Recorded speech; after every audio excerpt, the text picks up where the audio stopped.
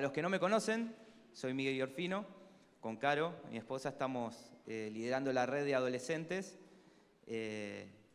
Y antes de empezar con la palabra de hoy, quería contarles algo muy chiquitito que tiene que ver con la primera vez que me dieron el privilegio de poder compartir palabra, fuera de lo que es las reuniones de adolescentes, de preadolescentes, que con Caros hace mucho tiempo que primero lideramos lo que era preadolescentes y después pasamos a adolescentes. Y la primera vez que me dieron el privilegio de poder compartir fuera de adolescentes, de preadolescentes, de jóvenes, fue en Astolfi. Acá hay gente de Astolfi, ¿dónde están? Bueno, Astolfi es una de las sedes de Senda de Vida, para los que por ahí no saben, y en su momento íbamos constantemente todos los domingos, y se iba, algunos domingos, algunos líderes iban compartiendo palabra, y una vez me tocó compartir a mí, el pastor me dijo, obviamente me puse muy nervioso, un poquito menos que ahora, pero me puse nervioso igual. La cuestión es que fuimos allá, y yo me acuerdo como si fuese hoy, había como 4.000 personas. Bueno, no había tanto, pero bueno, para mí eran un montón. Y me acuerdo que como que me fui anticipando, ¿no? Y cuando empecé a hablar, dije, bueno, hermanos, el Señor me dio una palabra para compartir hoy, todo así con los ojos cerrados, era todo un ambiente muy espiritual. También había habido una alabanza muy linda, menos linda que la de hoy, obviamente. Y dije, hermanos, el Señor me dio una palabra para poder compartir, pero la verdad no es una gran palabra, no esperen una gran prédica, no esperen mucho, como que me iba atajando, ¿no? Bueno, después pasó el tiempo, compartí lo que el Señor había puesto en mi corazón para el momento, se hizo la alabanza, se cerró la tarde, una tarde muy linda, y cuando se iban yendo las 6.000 personas que estaban, que le agregué 2.000 más por las dudas, en total eran 10.000, porque eran 4.000 de antes y 6.000 de después, 10.000 personas en Astolfi. Creo que no hay 10.000 personas en todo Astolfi, pero ese día había 11.000 personas en el culto. Y cuando termina el culto, viene una mujer muy amada para mí y me dice, el Señor me dijo algo para vos. Yo re contento, esperando. Ay, bueno. Y me dice, el Señor me dijo que te diga esto. Nunca más digas que mi palabra es poco. Porque si yo puse una palabra en tu corazón para compartir, esa palabra es la que va a causar el efecto que yo quiero en los corazones. Entonces, yo les quería pedir que si se pueden poner en pie para hacer algo que a mí me gustaría, que es orar por la palabra que el Señor nos va a dar hoy. Porque en Isaías 55, un pasaje que a mí me encanta, dice, así será mi palabra que sale de mi boca, no volverá a mi vacía. ¿Qué quiere decir? Que la palabra de Dios va a traer fruto. ¿A quién? A Él. Así que me gustaría que oremos, que me acompañen en oración para que la palabra que hoy el Señor vaya a traer, que yo simplemente sea un canal para compartir, igual que el predicador que va a venir después, que es tremendo, pero bueno, yo lo quiero mucho, no puedo decir otra cosa. Porque la palabra va a trascender de este lugar, va a trascender de estas paredes, porque a lo que quiero es que oremos, que cada corazón de los que estemos acá sea tierra fértil para esa semilla y que produzcan fruto, pero el fruto que se expanda, que crezca, que hoy nos llevemos una palabra, que la podamos llevar a nuestro trabajo, que la podamos llevar a nuestros colegios, que la podamos llevar a la facultad, que la podamos llevar a donde estemos y que ahí dé fruto. Porque si la palabra cae en tierra fértil, en nuestro corazón, si nuestro corazón es tierra fértil para su palabra, va a germinar y va a traer fruto para el Señor, para la gloria de Dios. Así que, si me acompañan para orar, Padre, en el nombre de Jesús, Señor, te damos gracias por esta mañana, te damos gracias porque nos das el privilegio de poder estar en tu casa de oración, de poder compartir tu palabra.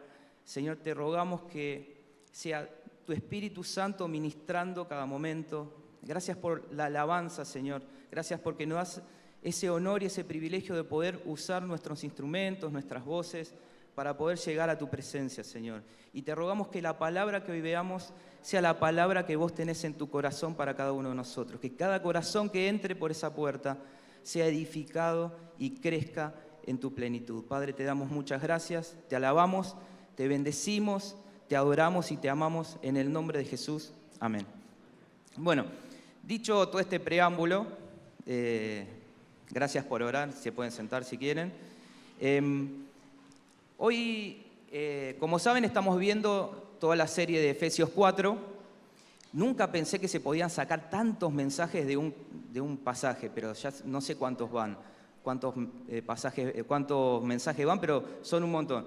Y lo que queremos ver hoy es hablar sobre los pensamientos, ¿no? Dice en Efesios 4:17, que yo lo voy a abrir acá, no sé si lo proyectan. Tengo mi Biblia que es viejita, pero bueno, me gusta mucho la Biblia de papel. Dice en Efesios 4:17, como saben, es el año de crecimiento y todo lo que son los mensajes se basan en el crecimiento. Dice Efesios 4:17, esto pues digo y requiero en el Señor, que ya no andéis como los otros gentiles que andan en la vanidad de sus mentes. Y hasta ahí, muy cortito. Digo, bueno, el mensaje de hoy se basa en crezca cambiando pensamientos. Entonces, yo obviamente que le pedí al Señor que ponga en mí una palabra para compartir. Y lo primero que pensé es, que me llamó la atención de este versículo fueron 3 palabras. Una es vanidad, la otra es gentil y la otra es mente. Si hablamos de gentil, sabemos más o menos, casi todos o todos, a qué se refiere con gentil acá en la palabra, ¿no? Gentil le decían, el pueblo de Israel le decía a los que no eran judíos. Pero en este caso, cuando Pablo está hablando con los efesios, no solo se refiere a los que no son judíos, sino a los que no son judíos y tampoco comparten la fe de Jesucristo, ¿no? O sea, eran las personas que no habían creído, que obviamente no eran judías. Después, la palabra mente, como saben, en la palabra, habla mucho del corazón y habla mucho de la mente. Del corazón, como sabemos, es el asiento de las emociones, digamos, es donde están todas las sensaciones, las emociones, todo nuestro sentir. Y la mente es donde están nuestros pensamientos. Hoy por hoy, ejemplificamos quizá, en ese momento, en el pueblo judío, la palabra corazón implicaba otra cosa a la que implica ahora, ¿no? Pero la palabra mente más o menos sigue significando lo mismo, es donde están nuestros pensamientos, lo que comanda nuestras acciones, por decir. Y por último, quería hablar de la palabra vanidad. Yo me busqué acá recién la palabra vanidad, la busqué en la... Ya no se usa más la Real Academia Española, se usaba el Google. O sea, lo googleé en John Google, me dijo que la vanidad es arrogancia, es presunción, es envanecimiento. Y yo la verdad que tenía ese concepto de vanidad. Pero me puse a investigar un poquito más y veo que a veces las palabras en la Biblia como que significan otra cosa. Y me puse a investigar qué quería decir la vanidad propiamente en la Biblia, ¿no? En la palabra de Dios. Y encontré que en el Antiguo Testamento, no voy a decir la palabra que se usaba porque es casi indecible, aparte voy a pasar vergüenza, ¿para qué voy a decir una palabra que no sé? Dice que la vanidad representa un vacío insustancial. ¿Qué quiere decir un vacío insustancial? Que no tiene sustento, carece de sustento, carece de sustancia, no tiene un fundamento la vanidad. Entonces, cuando habla de una persona vanidosa, habla de una persona que no tiene un fundamento en lo que está pensando o creyendo. Y en el Nuevo Testamento, esto es lo que más me interesa porque es el pasaje de Efesios, en el Nuevo Testamento hay una palabra griega que la voy a decir, me voy a animar porque es menos complicada que la hebrea, que es mataiotes. Esa palabra griega implica un montón de significados. Dentro de esos significados habla de falta de verdad, habla de vacío, igual que en la palabra hebrea, y habla de una inutilidad. Entonces, yo comparo la definición de John Google de vanidad con la definición de la Biblia de vanidad, y ¿es igual o es distinta? A ver si me prestaron atención. A ver, ¿quién levanta la mano para quién es la misma definición? ¿Quién levanta la mano para que la definición es distinta? Para mí es distinta. Bueno, gracias, algunos levantaron. Otros no, para no deben haber escuchado nada, pues no levantaron la mano o por ahí se las ataron. O están tomando mate y comiendo bizcochitos. No importa, bueno. La cuestión es que la vanidad en la Biblia habla de una falta de verdad. Habla de una carencia de algo sustancioso y habla de una inutilidad. Y eso me llama mucho la atención. Y de un vacío. Miren, yo quería compartir en este pedirle al Señor que me muestre a ver qué poder compartir, ¿no? Se me vino un pasaje que está en 1 Corintios, capítulo 1, del verso 26 al 31. Yo me lo tengo acá marcado todo, porque vieron que después se empiezan a caer los papeles y pasan cosas raras. Ya igual estoy contento porque no me caí cuando subí. No sé si alguien se acuerda acá de Ricky Maravilla, perdón, me voy un poco... ¿Se acuerdan de Ricky Maravilla que siempre que entraba a un lugar se caía? Bueno, yo estaba anoche pensando, digo, no vaya a ser que me caiga. ¿Qué hago? Digo, bueno, Johnny me va a levantar, o va a tratar, no sé si va a poder, pero... Bueno, en 1 Corintios, capítulo 1, versículo 26 al 31, perdón si me río en el medio, pero bueno, soy así. Dice, la palabra de Dios dice,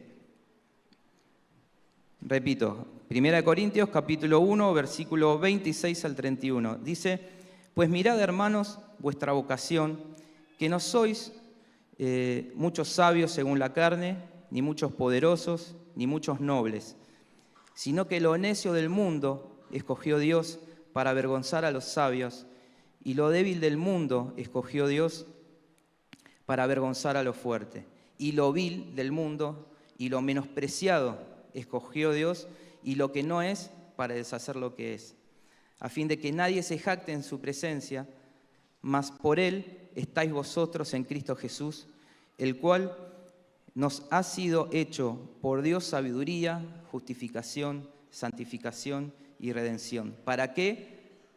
Como está escrito, el que se gloríe, gloríese en el Señor. Entonces, yo me puse a pensar y digo, bueno, tengo que hilvanar un poco este pasaje que el Señor me compartió con lo que nos compete hoy, que es crezca cambiando pensamientos, ¿no? Y sobre todo, lo que me mostraba mucho era la vanidad. Y lo que yo, por ejemplo, no sé qué les pasó cuando escucharon este pasaje, pero yo lo que vi es que como que hay dos formas de identificar, ¿no? Porque dice, no sois muchos sabios según la carne, ni muchos poderosos, ni muchos nobles, sino que lo necio del mundo escogió Dios para avergonzar a los sabios. O sea, hace como una diferencia, hace una referencia a lo que Dios piensa con lo que el mundo piensa. Lo que para el mundo es necio, Dios lo hace sabio. Lo que para el mundo es vil, Dios lo hace útil. Lo que para el mundo es menospreciado, Dios lo aprecia. Y no solo eso, sino que hace que se avergüence el mundo. ¿Por qué? Porque va más allá de lo que pueden ver. Y digo, vuelvo a lo mismo. ¿Qué tiene que ver esto con crezca con cambiando pensamientos? Yo la verdad mucho no lo entendía y no sé si alguna vez les pasó de que les hagan una pregunta y ustedes contesten con una pregunta. ¿Y qué les dijeron? No se contesta una pregunta con otra pregunta. A mí me pasó un montón de veces. Pero cuando le pregunté a Dios, le dije, ¿qué tiene que ver esto con crezca cambiando pensamientos? ¿Qué pasó? El Señor me contestó con una pregunta.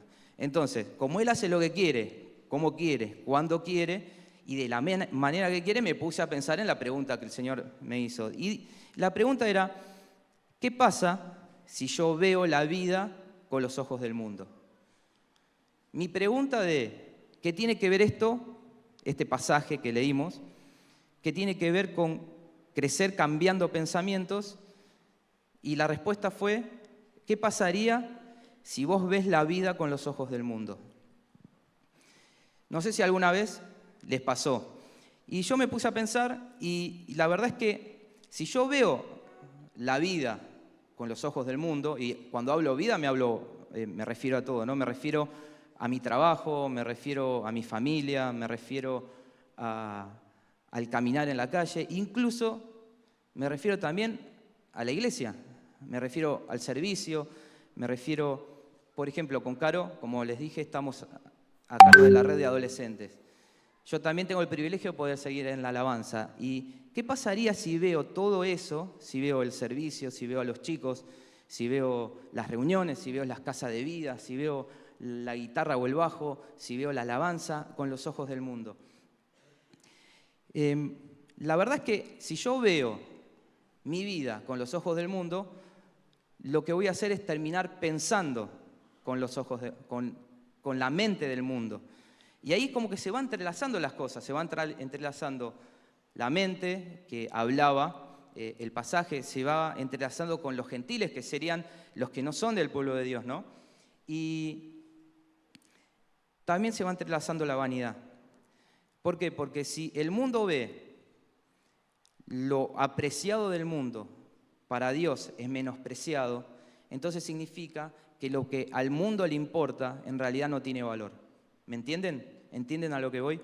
Y yo pensaba y decía, bueno, ¿qué pasaría entonces si yo me pongo a ver las cosas como el mundo y empiezo a pensar como el mundo? Y la verdad es que voy a hacer como una recapitulación de por ahí pensamientos del mundo, ¿no? Y de ideas y de formas de ver.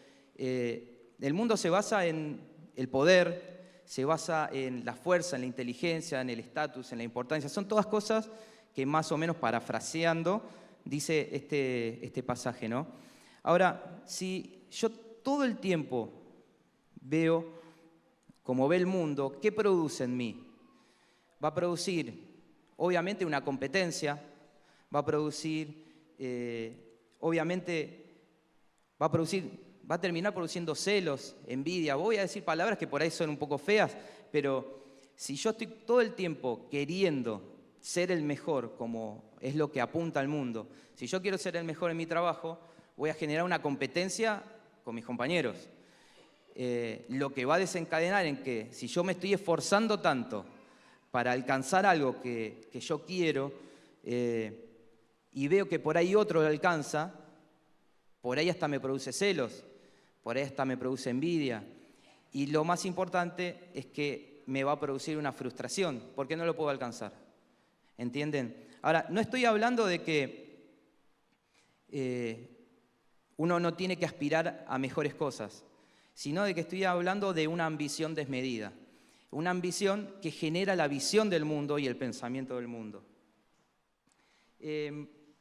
Entonces, yo estaba pensando un poco en todo esto y se me venían reflexiones, ¿no? Así como flashes, y decía, ¿yo cómo puedo cambiar mis pensamientos, ¿no? Hablando del pasaje de Efesios 4:17, que habla de no tener la mirada que tienen los gentiles. Y yo decía, bueno, ¿cómo hago yo para cambiar mis pensamientos y no ver las cosas como las ven los gentiles, como las ve el mundo? Porque cuando dice gentiles se refiere al mundo. Y la respuesta que yo encontré y lo que el Señor me fue mostrando es que la única manera de poder cambiar ese pensamiento que a mí me está haciendo mal, ese pensamiento que no me deja crecer, porque ese pensamiento quizá me hace crecer en el mundo, pero espiritualmente me estanca, porque me hace ver solamente lo que quiero alcanzar y no lo que el Señor me da o lo que el Señor está trabajando a través mío o en mí. Entonces, yo decía, ¿cómo hago yo para cambiar pensamientos si tengo una mirada del mundo? Y creo que todos estamos entendiendo de que la única manera de poder cambiar esos pensamientos es poner la mirada en Jesús. Y en tratar de poner la mirada y la vista en cómo Jesús y cómo el Señor ve las cosas. Porque, como dice acá en Corintios, dice, pues mirad, hermanos, vuestra vocación, que no muchos sois sabios, según la carne, ni muchos poderosos, ni muchos nobles, sino que lo necio del mundo escogió Dios para avergonzar a los sabios, y lo débil del mundo escogió Dios para avergonzar a lo fuerte, y lo vil del mundo y lo menospreciado. Miren, yo le quiero leer este mismo pasaje, pero en otra traducción, que creo que va a cobrar un poquito más de vida con esto.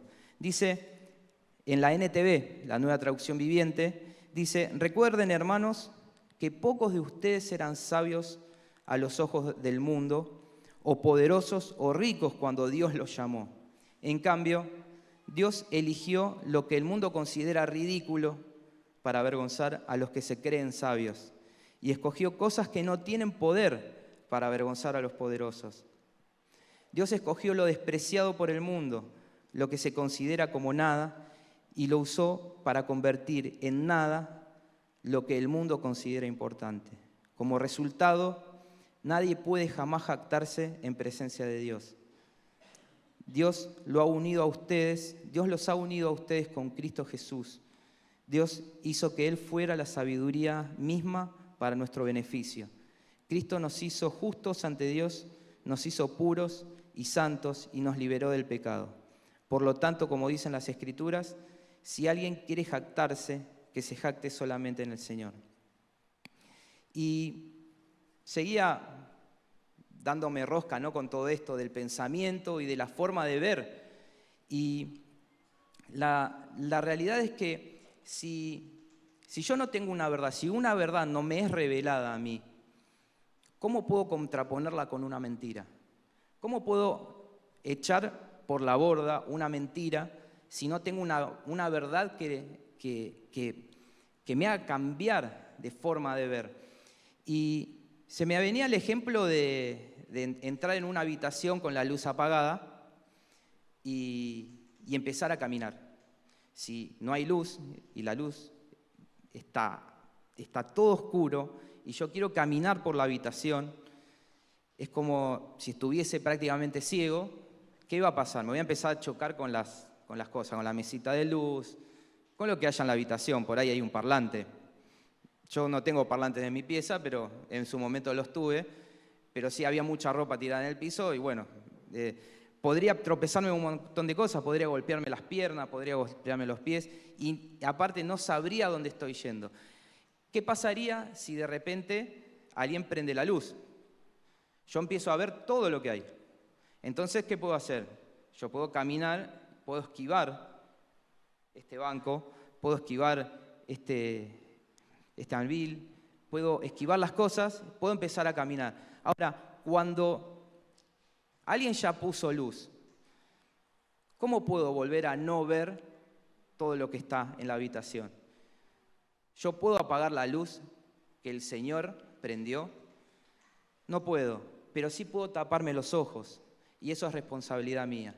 Entonces, yo puedo, cuando el Señor revela y cuando el Señor pone luz sobre algo, la única manera es de dejar de verlo en nosotros poniéndole un freno, y que es a lo que apuntamos.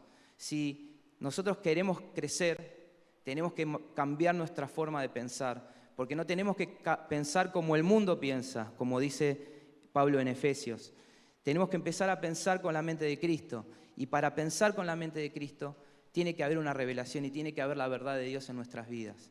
Tiene que estar la luz de Jesús y tenemos que empezar a mirar con los ojos del Señor, porque si no, no podemos ver las cosas de otra manera, porque nosotros estamos acostumbrados a un sistema donde todo nos empuja a ser los mejores, a ser los más poderosos, a que si no tengo esas zapatillas no soy nada, a que si no tengo el mejor celular no soy nada, a que si no trabajo en tal lugar nunca voy a progresar.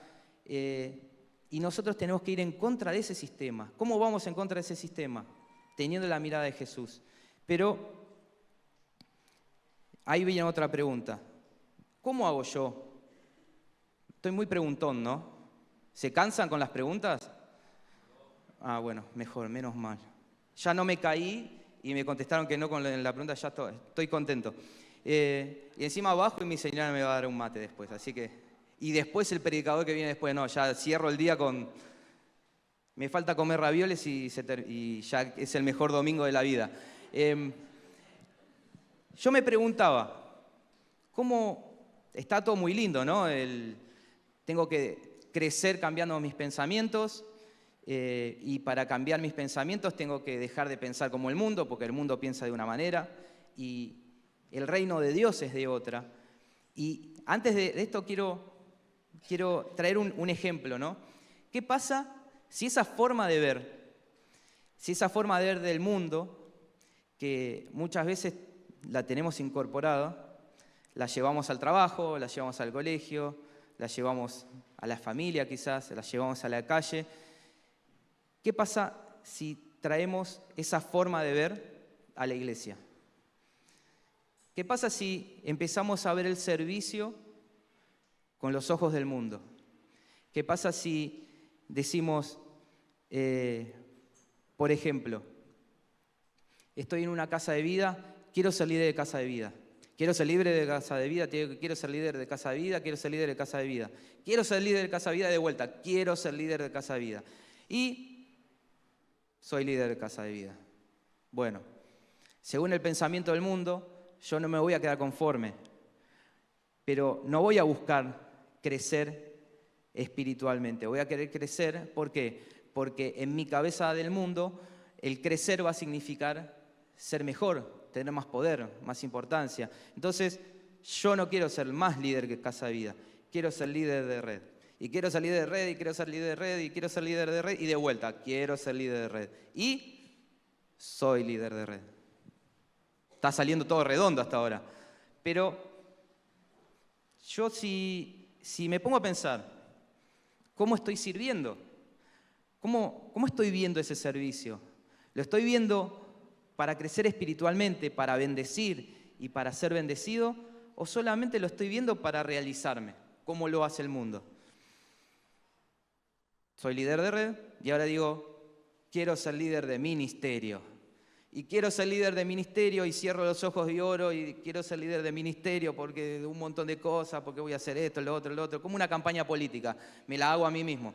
Y quiero ser líder de ministerio, Señor, quiero ser líder de ministerio. Y soy líder de ministerio. Qué lindo, sale todo redondo. ¿Qué pasa? ¿Voy a estar conforme? ¿Por qué? ¿Por qué no voy a estar conforme? Porque mi mirada, que es la mirada del mundo, siempre me impulsa y me empuja a más, porque voy a querer tener más posición, querer tener más poder, querer ser más importante. Y hasta muchas veces es inconsciente, porque lo tenemos muy arraigado. Y decía, bueno, pucha, ahora soy líder de ministerio, quiero ser diácono, no para nunca. No para nunca, porque después voy a querer ser pastor, voy a querer que Diego se vaya para que... ¿Entienden? No para nunca. Y después voy a querer ser presidente, no sé, o presidente del Consejo de las Asambleas de Dios. No sé, entonces digo, ¿cómo hago para cambiar mi pensamiento? Si para cambiar mi pensamiento tengo que cambiar mi forma de ver, digo, bueno, tengo que empezar a ver las cosas como Jesús las ve, como el Señor las ve. Incluso verme a mí mismo como Jesús me ve.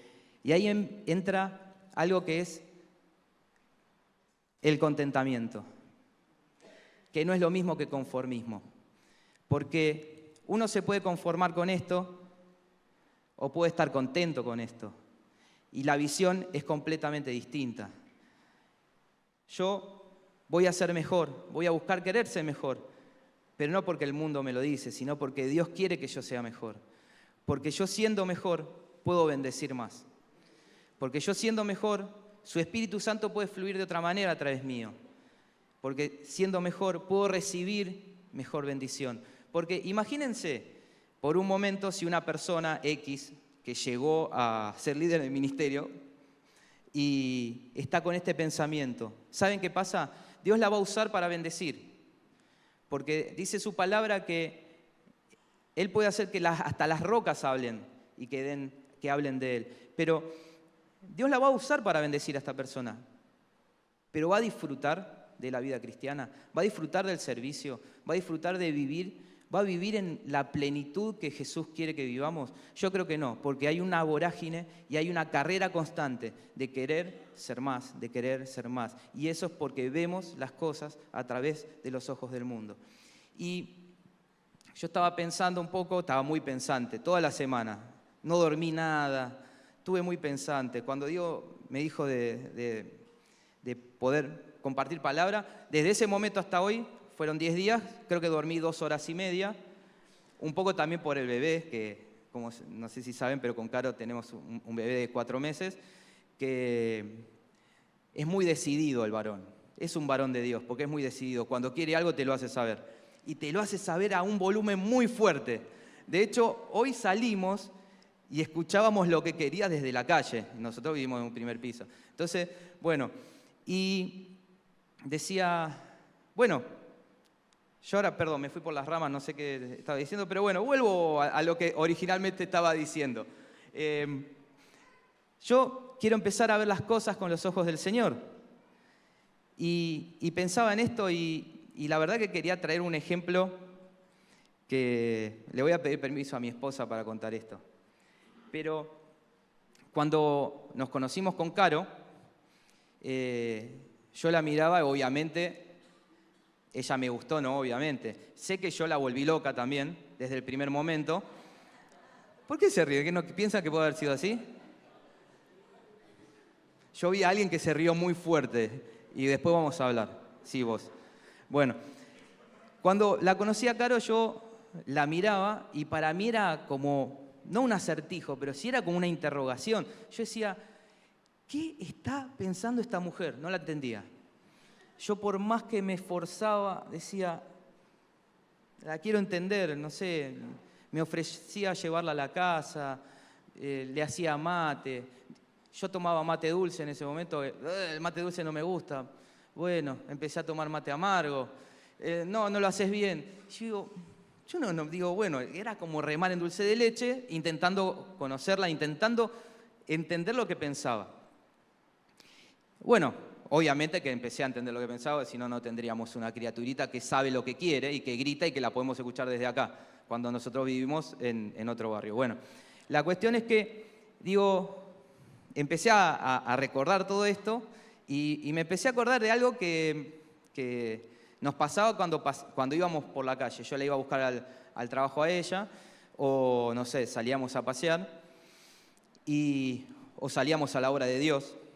Y yo me acuerdo que Caro es profe de cerámica y como profe de cerámica estudió dibujo, estudió arte y sabe mucho de lo que es dibujo en sí, de lo que es arte, de lo que es plástica, de lo que es cerámica.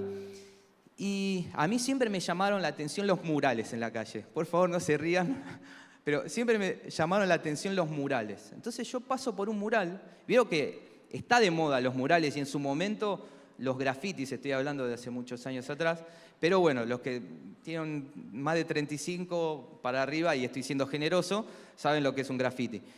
Pero yo siempre paso por adelante donde hay un mural y lo miro y me quedo mirándolo y digo, wow, qué lindo que está, ¿cómo lo habrá hecho? ¿Pero qué puso? ¿Una escalera para llegar ahí? ¿Pero cómo? Bueno, entonces me pasó una vez de que estábamos por un lugar, no me acuerdo dónde, yo vi un mural y le dije, mirá amor, qué lindo mural, qué lindo que está, ¿no? Es una porquería.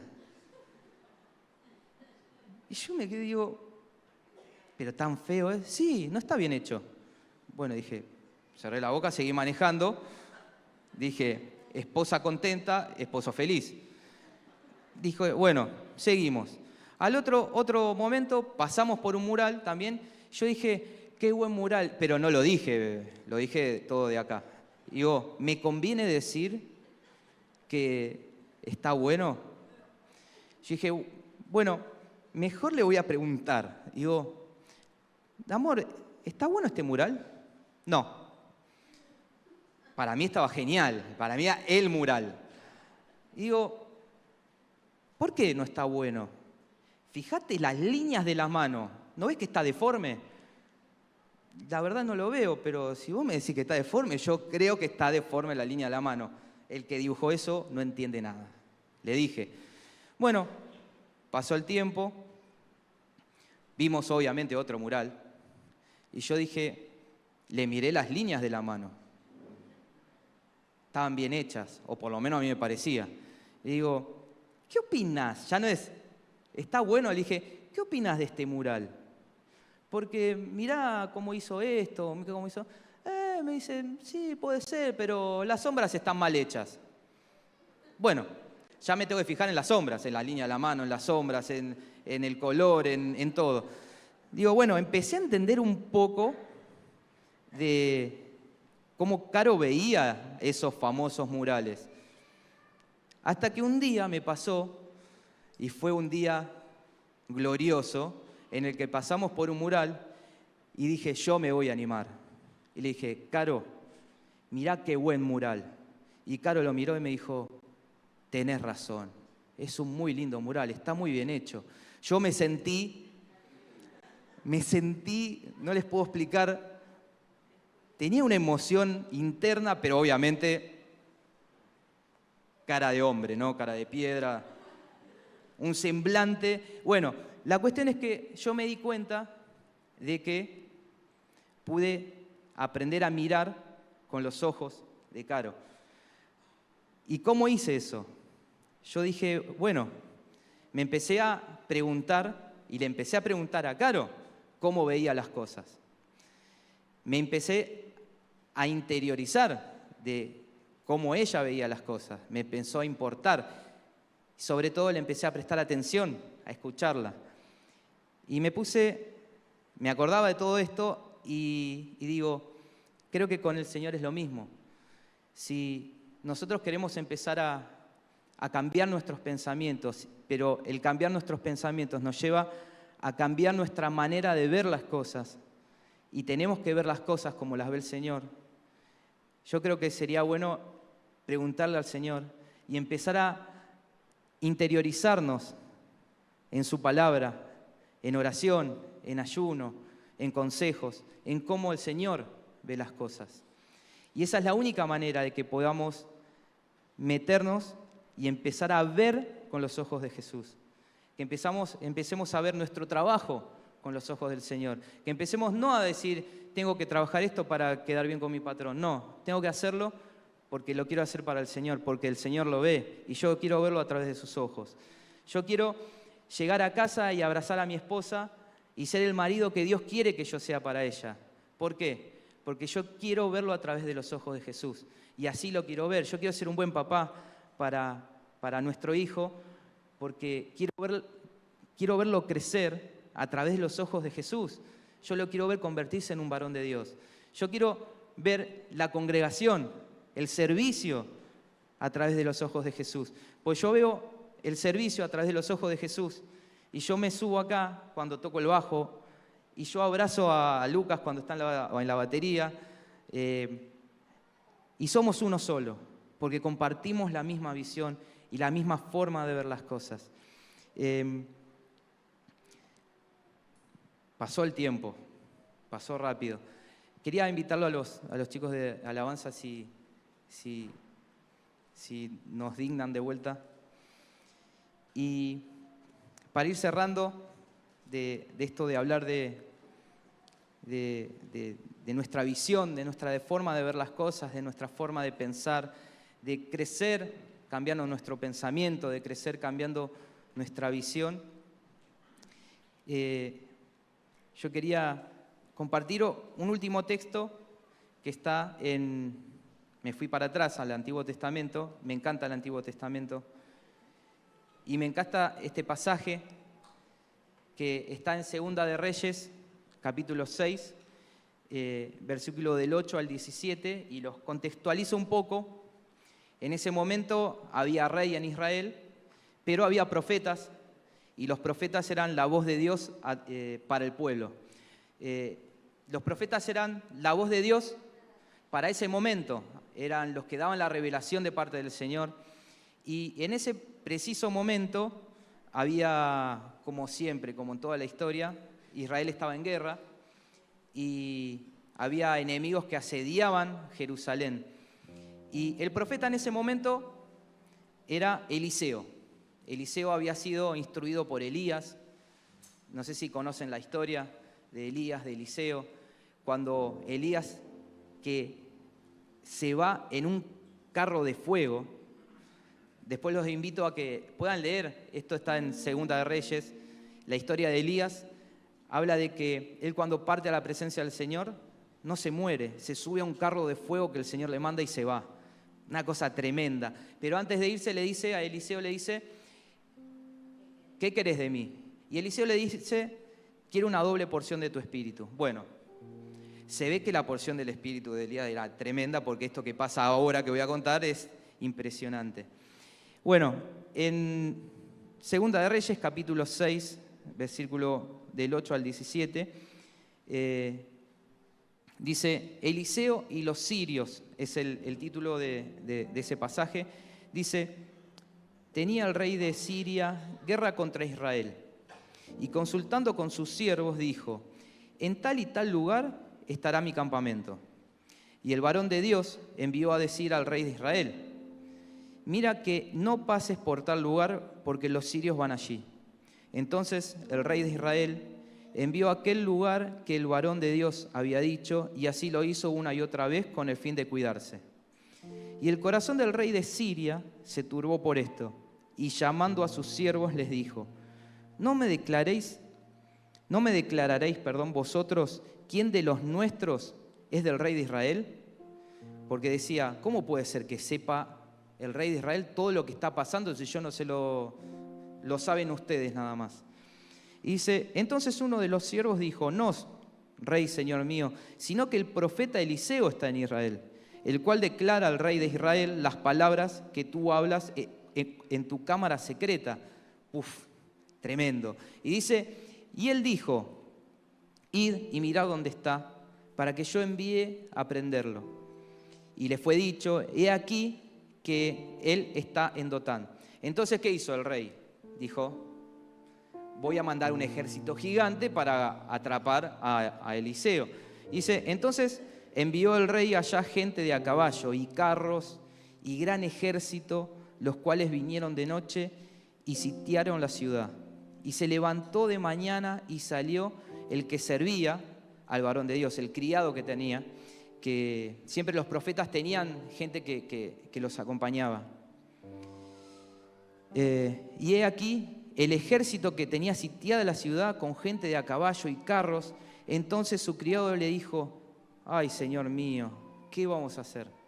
Imagínense, eran dos personas, y aparte me lo imagino a Eliseo, no me lo imagino muy grandote, pero me imagino a esas dos personas con la ciudad donde ellos vivían rodeada con toda la furia del rey de Siria, porque él lo que quería hacer era tomar Israel, pero para tomar Israel tenía que eliminar a Eliseo, porque si no, Eliseo constantemente le cantaba al rey de Israel lo que iba a pasar. Entonces el rey de Siria dijo, muy astuto, dijo, astuto como un piel roja, diría mi primo, dijo, voy a mandar para que capturen a Eliseo, lo voy a matar, entonces me elimino mis problemas, puedo tomar Israel. Mandó al ejército, sitiaron la ciudad y pasó esto. El criado de Eliseo, cuando se levantó y se asomó, vio todo el ejército, dijo, bueno, estamos en el horno con fritas, dijo. Y Eliseo le dice, no tengas miedo, porque más son los que están con nosotros que los que están con ellos. Y dijo, Eliseo oró y le dijo al Señor, te ruego, oh Jehová, que abra sus ojos para que vea. Entonces Jehová abrió los ojos del criado y miró, y he aquí que el monte donde ellos estaban estaba lleno de gente de a caballo y de carros de fuego alrededor de Eliseo. Y hasta ahí. Puede seguir la historia, pero bueno, les invito, se las dejo en suspenso para que vean cómo terminó. Pero creo que ya se dan cuenta de cómo terminó, ¿no? Miren la mirada, la vista que tenía el criado de Eliseo y la vista que tenía Eliseo. Eliseo oró y fueron abiertos los ojos espirituales. Y cuando sus ojos espirituales fueron abiertos, cuando los ojos espirituales del criado de Eliseo fueron abiertos, ¿saben qué pasó? Cambiaron sus pensamientos. Ya no estaban en derrota. Ya él no veía la eliminación inminente, porque él ya sentía, yo me imagino que debía estar asustado y debía estar pensando, ya está, esto es lo último. Acá termina Eliseo, termino yo, terminamos todos. Mirás todos los que son. Y Eliseo veía más allá. Eliseo pasaba tiempo con el Padre. Eliseo buscaba la presencia de Dios. Eliseo tenía otra visión. Y como tenía otra visión, tenía otro pensamiento. Y le pidió a Dios que orando a Dios, que abra sus ojos para que él pueda ver la realidad. ¿Se acuerdan? La definición de vanidad. Cosas vacías, cosas que carecen de verdad. Pero hay dos verdades, la verdad que da el mundo y la verdad que da el reino de Dios. Y la realidad es que por más de que había una multitud de ejército, de personas, de soldados, de carros, de todos los armamentos que tenían, la verdad del mundo no era la verdad de Dios. Dios tenía algo mucho más grande a espaldas de Eliseo y del criado. Solo que Eliseo podía verlo y el criado no. Y como Eliseo lo veía y el criado no, Eliseo sí tenía su pensamiento en el Señor y el criado no. Tenía un pensamiento de derrota, un pensamiento de miedo y un pensamiento de que todo estaba acabado. Pero cuando fueron abiertos sus ojos,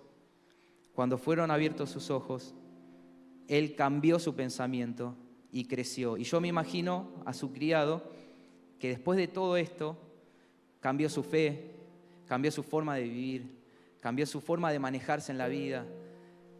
Y ese es el crecimiento a que apunta este mensaje. Y gracias a Dios que lo pude entender primero yo, porque si no, no sé qué iba a decir. Y después de esto quiero citar a un amigo que está, no sé si está por acá, pero había un amigo que lo conozco hace muchos años y este muchacho siempre me hacía una pregunta, ¿no? Él preguntaba, ¿cuánto hace que no te tomás un café con vos mismo? Haciendo referencia a pasar un tiempo vos en tu intimidad, tratando de ver cómo estás entendiendo las cosas. Si lo llevamos acá, yo me tomaría un mate en vez de un café, pero bueno, es una decisión mía. ¿Cuánto hace que no te tomás un mate, un café, con vos mismo en soledad y decís, ¿dónde estoy poniendo mi mirada? Y no solo dónde la estoy poniendo a mi mirada, sino cómo estoy viendo, con qué ojos estoy viendo, cómo estoy pensando. Creo que es un buen momento en este año de crecimiento para que busquemos crecer interiormente, crecer en nuestro pensamiento, cambiar nuestros pensamientos de derrota, cambiar nuestros pensamientos de avaricia, de vanidad, que son las cosas que no tienen sustento, para empezar a ver lo que realmente el Señor tiene para nosotros, que es una multitud de ejércitos que acampan alrededor nuestro, que nos ayudan en las batallas, que nos empujan, que nos impulsan. Así que esto es lo que quería compartir con ustedes y dejarles este pensamiento. ¿Cuánto hace de que no pasás un tiempo con vos mismo y con el Señor para chequearte y para ver ¿Cómo estás mirando las cosas?